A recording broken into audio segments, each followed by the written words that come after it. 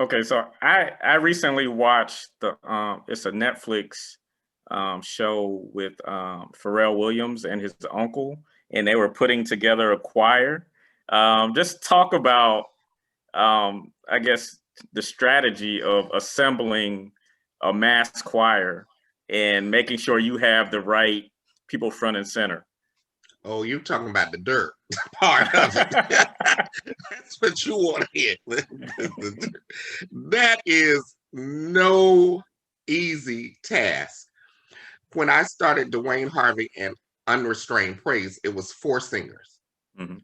And I was doing this big convention in South Florida, and I had asked everybody open praise service. Nobody wanted to do it. Nobody wanted to do it. So I pulled these four singers together, and they said, well, my secretary said, well, what am I going to write on this program? I said, write Unrestrained Praise, just like that. And it was four people. Um, all of us are still living. Thank you, Jesus. But two of us, I pastor, and the guy who played the keyboard, he also pastors now, and still doing ministry. But the group grew from 4 to 75. Woo. Um, and I've always been blessed. I've had amazing singers around me. Half of the group was my family members, and half of the group were other singers across Florida who attached to me.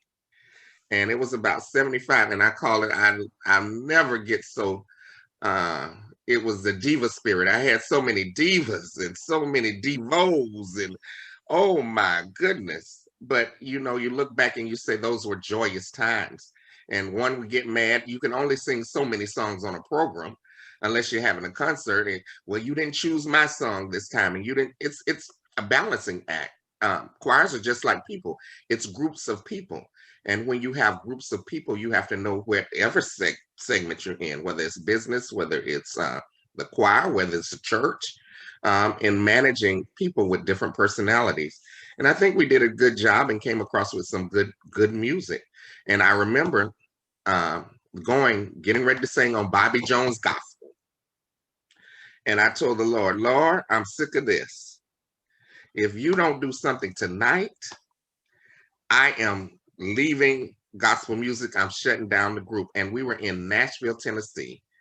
And that night, my wife, she traveled sometime, but not all the time. She traveled with me. And she didn't sing that night, but she sat in the audience. And she happened to sit by a man who started telling her all types of things by the name of Bishop Leonard Scott. And she said, you need to meet my husband. And that is how the first record deal happened on the night that I was about to give up gospel. So God always has a plan, and he always works things to your favor.